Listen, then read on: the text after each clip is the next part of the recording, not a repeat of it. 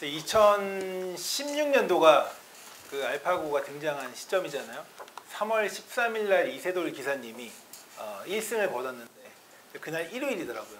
일요일이었는데 저는 그냥 제 만 3살이 안 된 딸과 놀고 있었는데 그때만 해도 제가 여기에 와가지고 이런 내용으로 발표할 줄 몰랐습니다. 하여튼 2016년은 그런 해고요.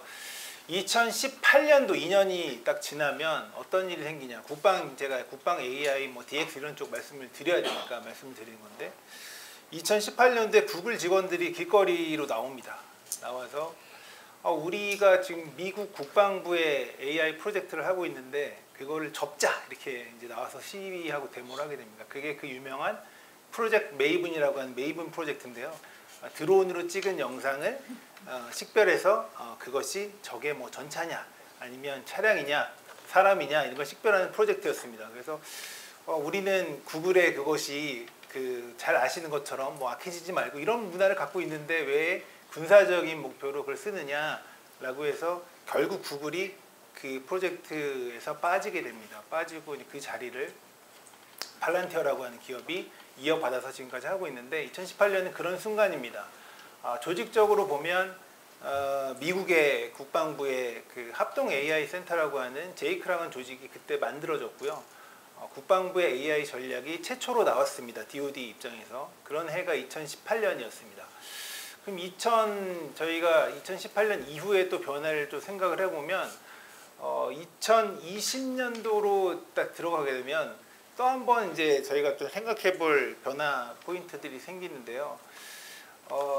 저희가 국방에 이제 그 디지털이나 AI 관련된 전략들이 그때 대거 발표가 됩니다. 미국 쪽도 그렇고 우리나라도 마찬가지인데요. 그때부터 좀 시작이 됐다고 좀 볼 수가 있겠습니다.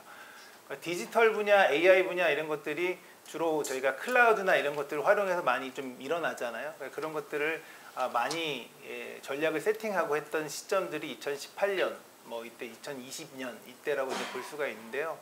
또 이제 2022년도로 가면 저희가 2년 전이잖아요. 2년 전에 어떤 일이 생기냐면 그 러시아와 우크라이나가 지금 전쟁을 벌이고 있잖아요. 우크라이나 군이 러시아 군이 어떤 강을 건너는데 도하 작전을 하는데 그 포병의 그 화력을 이용해서 러시아군이 도하하는 러시아군을 선멸한 그런 사건이 발생하죠. 그때 사용된 소프트웨어가 뭐 GIS 아르타라고 하는 포병 사격 지휘 통제 체계인데요.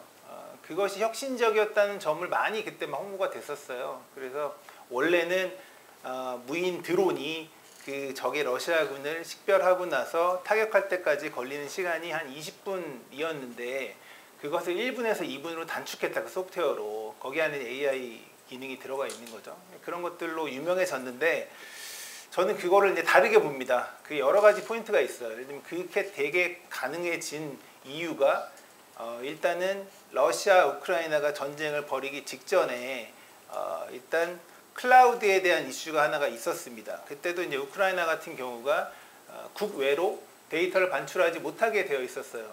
그래서 또 전쟁이 또 임박하니까 아무래도 데이터를 보관해야 되니까 정부나 군의 데이터들을 외부로 반출하기 위해서 법을 개정하고 시급하게 법을 개정하고 데이터를 뭐 AWS 아마존 쪽에 스노우볼이라고 하는 이제 뭔가 동글동글한 정확하게 네모나게 생겼습니다만은 스노우볼이라고 하는 제품에다가 실어서 이제 반출을 하게 됩니다. 그게 이제 클라우드 데이터에 대한 이야기였고요. 그것이 현재 지금은 AI 엣지 컴퓨팅 같이 AI 서버로서 소규모 서버로서도 기능을 하고 있습니다. 그런 부분이 하나가 있었고 또 하나의 부분은 전쟁이 벌어지면 어디나 비슷하지만 통신이 일단 두절되거나 마비가 됩니다. 그런 경우에 통신을 이용할 수 없게 되기 때문에 우크라이나도 마찬가지였죠. 그때 이제 구원군으로 나타난 게 그 스타링크입니다. 앨런 머스크의 스타링크를 통해 가지고 그런 것이 생겼는데 그럼 여기서 이제 제가 대단하다고 보는 건 뭐냐면 갑자기 네트워크가 두절되고 뭐 통신망을 쓰라고 위성 통신을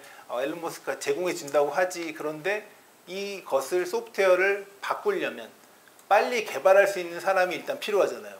그 내부에 필요하고. 그럼 내부의 우크라이나 군의 소프트웨어 개발자들이 그것을 빠르게 개발해가지고 더 놀라운 것은 얼마 안 되는 기간에 한두 달 내에 그거를 실제 전장에 투입했다는 거죠. 이 포인트가 되게 중요한데요. 어떤 게 중요하냐면 우리가 군의 소프트웨어를 마찬가지로 개발을 만약에 한다고 가정을 하면 한두 달 내, 1년 내에도 그거를 운영을 못합니다. 바로 시간이 너무 오래 걸려요. 실제로. 물론 전시라는 그런 특수한 상황이 있지만 그럼에도 불구하고 시험평가도 되고 검증도 해야 되고 아까 말씀하셨던 안전성, 신뢰성에 대한 것들이 보장이 안 되어 있는데 어떻게 씁니까? 이런 이슈들이 있기 때문에 당연하게도 시간이 길어집니다. 그래서 우리 뭐 군의 무기 같은 것들을 시험평가할 때는 1년 이상도 하게 됩니다. 대형 무기체계 같은 경우에 이제 이런 경우가 생기는데 그거를 빠르게 했다는 것이 소위 말하는 애자일 개발을 적용했다는 것에서 되게 놀라운 일이고요. 이것이 뭐 전시니까 그런 거 아니야 라고 생각을 할 수가 있겠지만 마찬가지의 그런 제도들을 미국도 그렇고 영국도 그렇고 제도를 정비를 하고 있고요. 미국 국방 쪽 같은 경우에는 2020년도에 소프트웨어는 그렇게 빨리빨리 이제 개발하는 애자일을 기본으로 해야 되는 거야라는 방침을 규정에다가 딱 명시를 하게 됩니다. 그 이후부터는 소프트웨어를 계속 우리가 사용하는 뭐 제 스마트폰 같은 것들도 앱이 계속 바뀌잖아요. 매일매일. 뭐 이런 것들이 마찬가지 얘기고 뭐 제가 개인적으로 그 테슬라 모델 3 차량을 구독해서 타고 있습니다. 뭐 차량을 구독해서 타는 분이 제 주변에 그렇게 흔치 않은데 저 말고 별로 없는 것 같아요. 그래서 기본 요금을 내고 뭔가 제가 운전한 거리만큼의 요금을 냅니다. 이렇게 좀 이용을 하고 있는데 한 2주에 한 번씩 소프트웨어가 업데이트 되니까 그거를 업데이트하라고 알려줘요. 저한테 테슬라 앱으로 알려주는데 그럼 그걸 딱 보고 업데이트 해야 되겠구나 라고 생각해서 저는 차에 타서 휴대폰 데이터 테더링을 해놓고 나서 그거를 업데이트하면서 차량을 업데이트하고 나서 그냥 바로 재부팅하고 바로 차량을 운전합니다. 이게 말이 되는 상황이라고 생각을 여러 번 했었지만 이게 안전하지 않은 그런 거 아니야 이런 생각을 했지만 그냥 타고 있습니다. 그것을 똑같이 적용하면 우리의 군의 전차, 우리 군의 뭔가 장갑차, 우리 군의 차량들 여기에 똑같이 적용할 수 있을까 이런 생각을 해보면 아마 어려울 거예요. 현재 프로세스 절차가 되게 어려울 겁니다. 그런 이슈들이 있다라는 거를 좀 말씀을 좀 드리고 싶었고 2022년에는 또 공교롭게도 그 아까 또 하정 센터장님 말씀하신 챗 GPT가 나와가지고 뭐 세상이 막 한번 그때 막 무너지는 줄 알았는데 뭐 그 이후에 변화가 상당합니다. 저는 이제 네이버의 클로바 노트를 자주 쓰는데 생산성을 되게 높여줘. 왜냐하면 광고하는 건 아닙니다. 광고하는 건 아닌데 네. 저희가 이제 회의를 많이 하잖아요. 그러면 인터넷으로 뭔가 줌 회의를 하거나 뭘 회의를 할 때도 회의를 하고 나서 1시간이든 2시간이든 그 음성 파일이 생기면 그걸 제가 클로바 노트에 던집니다. 던지면 그럼 어떻게 쫙 정리를 잘 해줘요. 그러면 뭐 여러 가지 물어봅니다. 정보를. 몇 명이 회의를 했냐? 이거는 세미나냐? 1인이냐? 세미나냐? 아니면 대화냐? 회의냐? 대화에 참여한 사람이 4명이냐? 4명을 만약에 대화를 제가 했다고 가정하면 4명을 찍습니다. 4명이에요. 라고 하면 화자 1, 화자 2, 화자 3, 화자 4 이렇게 해가지고 쫙 정리를 해줍니다. 그럼 제가 화자 1은 저고 화자 2는 제 밑에 연구원이고 화자 3은 외부에 참석한 누구고 이렇게 딱 해주면 자동으로 바뀌죠. 그러고 나서 너무 1시간, 2시간이면 지루하잖아 내용들이. 그러니까 요약을 해달라고 하면 요약을 딱 누르면 요약이 대부하게 됩니다. 그러면 요약이 어떻게 되냐 하면 이번 회의에는 이런 아젠다를 논의했고요. 다음 회의 일정에는 뭐를 준비해야 된다고 논의했습니다. 딱 정리를 해줘요. 그러면 거의 안 고치고 바로 배포가 가능합니다. 회의록 작성하는 게 여기 계신 모든 분들이 자주 해야 될 일이거나 자주 하고 있거나 하는 되게 행정적인 일이에요. 시간을 많이 소모하는 일이죠. 그런 것들은 빠르게 할 수 있는 게 AI 생산성의 힘입니다. 제가 이런 것들을 여러 가지 하다 보니까 아까 아마 유일하게 손을 들었던 것 같은데 생산성을 높여야 된다. 그런 것도 있고 전 연구자다 보니까 연구 보고서들이 되게 많이 나오잖아요. 최근에 국방 분야도 연구 보고서 엄청 많이 나옵니다. AI 분야뿐만 아니라 되게 많이 나오는데 그런 것들을 한 10개 정도가 이번 주에 나왔다. 뭐 별의별 데 되게 많이 나와요. 그러면 10개 정도 나왔으면 10개를 쓱 한번 훑어본 다음에 그거를 오픈 AI 쪽에다 던지기도 하고 클로드에 던지기도 하고 던져봅니다. 던져서 요약을 해주기도 하고 어떤 경우에는 이거만 좀 약간 어떤 관점에서 비교 분석할 필요가 있겠어 라고 하면 그 몇 가지 한 5개 정도를 던진 다음에 표로 정리 이런 관점에서 정리해달라고 하면 정리 되게 잘해줍니다. 물론 여기서 중요한 거는 연구자가 그래도 그 분야의 지식과 경험이 있어야 돼요. 그냥 대충 그거를 던져가지고 만약 하게 되면 그게 이상한 답을 했는지를 검증할 수가 없기 때문에 고칠 수가 없습니다. 그래서 이것이 약간 좀 이제 나중에 고민이 많이 될 부분인데 어느 정도 지식 경험이 있는 상태에서 하면 생산성이 엄청나게 올라가는데요. 지식과 경험이 없는 상태로 그냥 막 쓰면 생산성이 오히려 떨어지거나 너는 이렇게 거짓된 뭐 잘못된 정보를 갖고 왔냐라고 비난을 받을 수 있습니다. 그래서 되게 잘 쓰는 게 중요하다라는 거를 좀 말씀을 좀 드리고 싶었고요. 그렇게 저희가 이제 일을 하고 있다라는 말씀을 드리는데 국방의 AI 분야 동향을 이제 살짝 말씀을 드리기 시작하면 미국도 아까 이제 2018년도에 조직도 만들고 그 프로젝트 메이븐이라고 하는 프로젝트도 하고 여러 가지를 하고 있었죠. 하고 있었고 2020년도에 12월이에요. 알파 도그파이트라고 해서 1대1 공중전 하는 그 시뮬레이터에서 공중전을 하는 거예요. 제가 인간 파일럿이고 옆에 안에 소프트웨어가 AI 파일럿이 있는 건데 시뮬레이터에 앉아가지고 인간 파일럿이랑 이제 그 실제 컴퓨터랑 싸우는 거죠. 1대1 도그파이트를 하는 거야. 공중전 하는 거를. 그래서 AI 파일럿이 다 이겼죠. 2020년도. 이기고 나서 열심히 고민을 하다가 그쪽 미군에서 고민을 하고 하다가 이제는 실전으로 가자라고 해서 준비를 많이 하고 2020년도에 그런 일이 일어나고 나서 2022년도 2023년도 그 즈음에 이제 실제로 띄우겠다. 그 무인 시뮬레이터 하는 것이 아니라 전투기 F-16을 개조해서 F-16을 개조한 무인 자율 전투기를 만들어서 실제로 테스트를 여러 번 한 다음에 작년에 그거를 실제로 띄웁니다. 띄워서 유인이랑 같이 이제 비행하면서 위 공중에서 하는 것들을 시연을 하게 되고요. 그게 얼마 전에 이제 보도에도 많이 나갔죠. 뉴스 보도에도. 그리고 얼마 전에 더 충격적인 사건은 거기에 이제 미국의 공군부 장관이 실제로 탑승을 해서 가만히 앉아 있었어요. 그래서 그 전투기에 앉아 있을 수 있을까? 예, 저라면 아마 못했을 것 같아요. 두려워가지고 그 기동하는 것을 견뎌내지 못했을 것 같은데 아무튼 그런 일이 생겨가지고 이제는 어떻게 될까? 2024년도 지금 시점에 어떻게 전망이 될까 앞으로가 이런 것들이 되게 좀 걱정스럽긴 합니다. 걱정스럽긴 한 지금 상황인데요. 그런 부분들을 지금 고민하면서 이 자리에서 어떤 얘기를 드릴까 뭐 생각을 많이 는 못했지만 뭐 짧게 하고 왔지만 그런 미국의 그런 동향들을 말씀드렸고 러시아, 우크라이나 아까 말씀드렸던 그런 소프트웨어 개발 능력과 빠르게 전력화하는 그런 이야기들을 좀 제가 좀 드릴 수 있었고요. 그리고 저희가 지금 또 이스라엘과 하마스 간의 분쟁을 저희가 계속 보고 있잖아요. 그러면 이스라엘 같은 경우가 땅이 좀 이렇게 좁죠. 상대적으로 다른 지역에 비해서 좁고 그들은 이제 분쟁이나 이런 것들이 종종 일어나기 때문에 정보 첩보 분석하는 게 되게 중요합니다. 그래서 그 뭔가 포를 쏠 징후를 식별한다든가 뭔가 좀 수상한 움직임들을 정첩보를 분석하다든가 위성으로 찍어서 분석한다든가 이런 것들을 많이 하는데 그런 정보 첩보 부대들의 AI를 상당히 많이 씁니다. 그래서 그런 일들도 있죠. 모든 그 가자지구의 모든 사람들, 모든 시설물들에 대한 정보들을 다 이제 계속 분석을 해서 실시간으로 탐지하고 분석하고 뭔가 이상 징후를 포착하면 뭔가 행동을 한다 이런 것까지도 최근에 보도된 바도 있는데요. 하여튼 그런 것들에 되게 중점을 두고 있습니다. 뭐 그 영국 같은 경우도 이스라엘과 마찬가지의 그런 연구 개발들을 AI 분야에서 많이 하고 있어요. 또 자율 전투기, 뭐 자율 전차 그리고 뭐 함정 뭐 그런 것들을 많이 하고 있고요. 중국도 비슷한 거 많이 합니다. 뭐 군 분야에서 많이 하는 것들이 예측해서 정비하는 것, 뭐 장비가 고장 나는 걸 미리 예측을 해야 군에서는 되게 그게 중요해요. 왜냐하면 군의 부품들은 전 세계에서 조달하거나 이런 경우가 많기 때문에 언제 고장 날지를 예측해야 주문을 빨리 해야 돼요. 왜냐하면 우리가 뭐 알리나 테무나 뭐 쿠팡이나 어디나 주문하면 빨리빨리 오지만 군의 주문은 지금 주문하면 내년에 올 수도 있고 내후년에 올 수도 있어. 어떤 부품들은. 그렇기 때문에 미리 고장나는 시점을 예측하는 게 매우 중요합니다. 그래서 그런 부분들을 좀 염두에 둬야 되고요.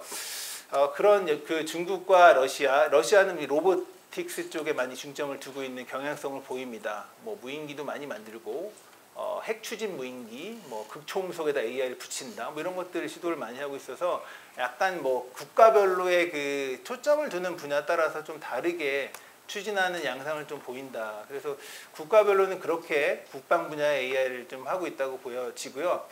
국가 AI 순위가 1등이 미국이고 2등이 중국이잖아요. 군사도 비슷합니다. 군사 분야에서도 1등을 미국, 2등을 중국으로 보고 있는데 그 순위가 어떻게 될지 이것들은 뭐 좀 상황 따라 달라질 수도 있을 것 같은데 현재 순위로는 그렇습니다. 우리나라는 그걸 따라잡기 위해서 아까 또 하정우 선생님 말씀하셨지만 3등을 하기 위해 노력을 하고 있고요. 잘 됐으면 좋겠습니다. 그런 분야가 있는데 우리가 AI를 이제 잘 하려면 어떤 거를 신경을 써야 될까를 좀 고민을 해봐야 됩니다. 어떤 걸 신경을 써야 될까요? 그 생각을 해보면 일단 AI가 데이터를 먹고 살잖아요. 데이터가 있어야 뭔가 할 수 있는 상황이죠. 그러면 데이터가 없으면 만들어야죠. 그래서 이제 합성 데이터 이런 것들의 이슈가 분야에서는 또 있고요. 또 데이터가 너무 많은 것도 이제 문제인데 너무 적은 것도 문제니까 아까 말씀드린 합성 데이터 문제. 근데 많은 경우에는 주로 이제 뭐 CCTV 영상이라든가 이런 것들이 있습니다. 그런 데에서는 좀 데이터가 많지만 품질이 조금 떨어지는 그런 것들도 많이 보이는데 그걸 걸러내는 능력들이 되게 중요하고요. 데이터도 그렇게 중요하고 그럼 데이터를 만들면 어떻게든 그거를 전송해야 되지 않겠습니까? AI를 분석하려면 파이프라인이 필요합니다. 그럼 파이프라인은 어디다 뭘 가지고 하지? 어디다 저장하지? 저장하고 분석하고 하려면 당연히 클라우드 필요하고 전송하려면 5G는 뭐 위성망이든 다 필요합니다. 그 네트워크에 대한 게 보장이 안 돼 있다면 분석하기가 되게 어려워지는 거죠. 그리고 그걸 분석하기 위한 뭔가 프로세스 절차들이 세팅이 되어 있어야 됩니다. 그런 것들이 세팅이 안 돼 있으면 실제로 뭔가를 데이터도 있어도 뭐 할 수 없는 또 보안 규정 같은 것들도 정비가 좀 필요하고요. 가장 중요하게 많이 말씀드리는 부분이 인재입니다. 인재가 되게 중요한데요. 뭐 아까 언급하셨던 NSG AI 그쪽에서도 디지털 사관학교 뭐 이런 것들을 만들자라는 제안을 구글의 전 CEO였던 에릭 슈밋이 그 NSG AI 공동위원장이었는데 그런 제안을 하게 되는데요. 디지털 분야의 사관학교를 만들어서 군에도 좀 이렇게 활용하고 해야 군이 발전하고 이런 부분들에 도움이 된다 이렇게 주장을 합니다. 그분인지 다른 분인지 제가 기억이 약간 가물가물한데 이런 얘기를 합니다. 우리 국방부에 여기 국방부는 DOD 미 국방부죠. 우리 국방부에 더 이상 MIT나 스탠퍼드 출신들이 오지 않습니다. 이런 얘기를 합니다. 그러면 그 얘기는 그동안은 갔어요. 뭔가 안보에 대한 뭐 미션 의식을 갖고 가서 열심히 일하기도 하고 일에 대한 어느 정도의 보람, 성과도 있었고 이런 부분들이 있었는데 이제는 오지 않는다는 거죠. 왜 오지 않느냐? 실리콘밸리나 이런 곳에 가서 많은 연봉과 복지와 뭐 자긍심과 데이터를 많이 만질 수 있고 이렇게 할 텐데 그런 것들이 좀 부족하다는 거죠. 그래서 우리도 비슷한 것 같아요. 우리 국방의 연구원들도 많은데 국방연구원이나 저희 유사한 기관들에 좀 인재들이 좀 더 많이 오면 좋을 것 같아요. 근데 여러 가지 처우의 문제나 기타가 좀 있죠. 그런 부분들이 개선이 됐으면 좋겠다는 게 디지털 AI 인재 양성에 대한 부분입니다. 많이 신경을 다른 분들 여기 계신 모든 분들의 힘을 모아서 뭐 옛날 뭐 드래곤볼에 나온 원기옥이라도 날렸으면 좋겠는데 여기 아시는 분들이 뭐 많지는 않은 것 같아요. 원기옥을 드래곤볼에 그런 걸 날렸으면 좋겠다는 마음을 갖고 있습니다. 하여튼 고민을 많이 좀 하고 있는데요. 그렇게 되기 위한 길이 디지털 군으로 가기 위한 길이다. 디지털 강군으로 가기 위한 길이다라고 저는 생각을 하고 있고요. 디지털 강군이 되기 위해서 AI를 잘 활용해야 된다. 오늘도 내일도 쓰고 모레도 쓰고 계속 쓰면서 계속 전파하고 이런 활동들을 열심히 해야겠다는 것을 많이 다짐을 하고 있고요. 그 디지털 군이 가기 위해서 우리가 DX라는 것이 제가 DX라는 것을 여기서 여러 가지로 말씀을 드리는데 DX는 데이터의 혁신이다. 데이터의 혁신을 통해서 AI의 혁신을 이뤄내고 AI 혁신을 통해서 군의 디지털 혁신 DX를 이뤄낸 후에 그걸 토대로 국방의 DX, 디펜스의 이노베이션, 트랜스포메이션을 이뤄낸다. DX로 간다라는 이야기를 많이 말씀을 드리고 있습니다. DX에서 AX로, AX의 DX, 다시 DX로 가는 이 흐름으로 가야 우리의 군의 AI 분야가 발전할 수 있지 않을까. 그러기 위한 여러 가지 허들과 제약이 있을 겁니다. 그런 것들을 좀 뛰어넘거나 가끔씩은 파괴하거나 가끔씩은 뭐 우회하면 안 되겠죠. 아무튼 그걸 해결해야 되겠지만 그런 부분들을 같이 여기 계신 분들의 마음과 이걸 모아서 했으면 좋겠다는 좀 마음을 갖고 있고요. 국방이 끝으로 제가 말씀드릴 부분은 국방이 작은 국가라고 많이 표현을 합니다. 국방부 내에 각군, 합참 뭐 다 기관 내에 모든 기능들이 다 있어요. 웬만하면 뭐 법원도 있고 병원도 있고 다 있잖아요. 그러니까 모든 일이 다 일어납니다. 평상시에 일어나는 모든 부처에서 일어나는 일이 국방부 한 개 부처에서 다 일어난다고 보시면 돼요. 그래서 모든 일을 많이 하고 있다. 그렇다는 얘기는 너무 군사적인 것도 중요하지. 군사적인 것도 열심히 해야 되는 거지만 일반 행정적인 것도 되게 많이 합니다.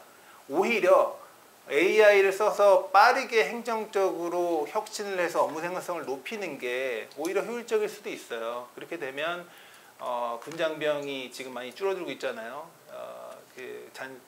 아이들이 많이 태어나지 않는 뭐 이유 기타 등등으로. 그런데 그런 것들을 극복할 수 있는 수단이 될 수 있습니다. 오히려. 그리고 당연히 중장기적으로는 전쟁은 피하는 게 제일 좋고 억제하는 게 제일 좋지만 발생했을 때 우리나라, 우리 군이 피해가 최소화되는 게 중요합니다. 그러기 위해서는 당연히 무인화, 자율화 기능들이 많이 탑재가 돼야 될 거예요. 근데 그런 부분들을 고민을 하고 실제로는 조금씩 행정 업무 이런 쪽에 대한 혁신을 이뤄내면서 그거에 대한 성공을 발판으로 군사적 분야로 나아가는 게 좀 필요하다. 이런 말씀을 드리면서 마치도록 하겠습니다. 감사합니다.